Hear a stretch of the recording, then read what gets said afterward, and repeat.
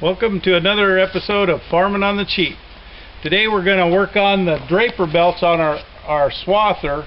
We had a segment on it before when I was servicing it, and now it's been used for about 6 years. It's time to replace this belt here. That it's a draper belt where the hay lays on the draper belt and it brings it to the center after it's been cut. And what we're going to do here is take this off, put a new one on, and we're going to replace these roller bearings. There's a bearing here and here, and one over there. Since we got this off, we're going to go ahead and replace these two.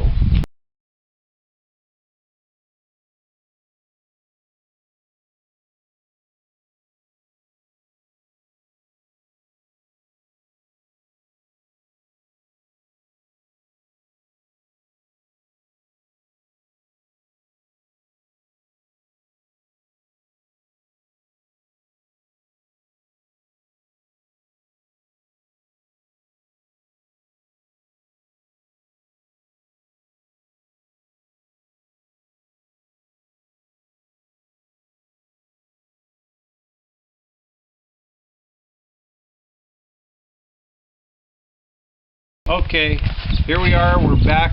We've got the draper belts off, and we've got one of the rollers on each side off. We had to do that to be able to remove this. These draper belts are held on with a piece of two pieces of metal that kind of pinch the two pieces together with just screws. You unscrew it and it comes apart. We noticed this one here we took apart because it's got a broken piece in here. We had to remove this, and it makes it easier to access these roller bearings right here. This is what we're after right now. See that? That's all wore out and shot.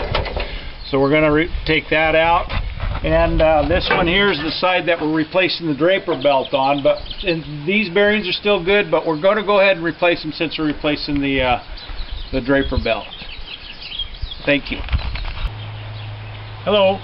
Here's another segment of our replacing bearings on the draper belts, and draper belts as well on our swather.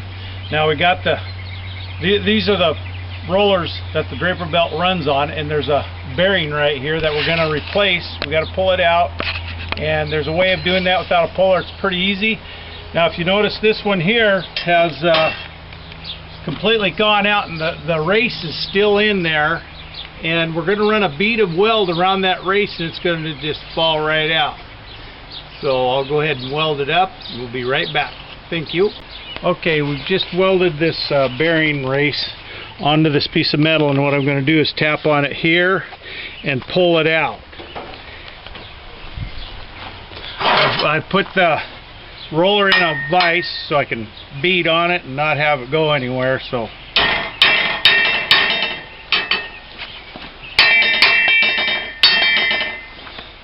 and that's how you do that. Now I'm going to do another one, and you see where I put these notches here? That's so it can get in close to the weld, so I can weld the race only. I don't want to do the inner race, not the outer race. I want the outer race to be free. Okay, we'll go do that. We'll be right back.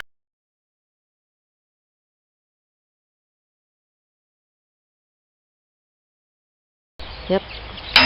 Oh shoot, it came right out. You can see I've used this before. These are universal joints off of a pickup truck. So this method works as well for stubborn U-joints of any kind. When they're wasted, you can't get them out. This is probably the best way to do it. Just weld this is why welding is so important. Just an arc welder, practice on that, and you get that down and you can do a lot of stuff. Thank you. Okay, here's the bearing that the race is stuck in there. The whole bearing is gone, but the race is in there, and I've welded around the race, you can see in there, and that's to shrink the race up so it'll come out. Now I'm going to tap on it and get it up here flush, and then I'm going to go ahead and weld that piece of iron on it and tap it out. See, if I do this, it's real loose in there. See, it's all the way out to the edge. Oh shoot, it's almost coming out. But I'm going to go ahead and weld that on there. There's enough that I can weld on there, and we'll pull it out. Okay. This thing almost, there we go. See, that's that easy to get that out. See, there's no bearing for it to hang on to. So that's the way you get those out. Okay, we'll be right back when this thing's all together. That's pretty much it. All you do is tap these in and put it back together the way it was, and we'll see you then.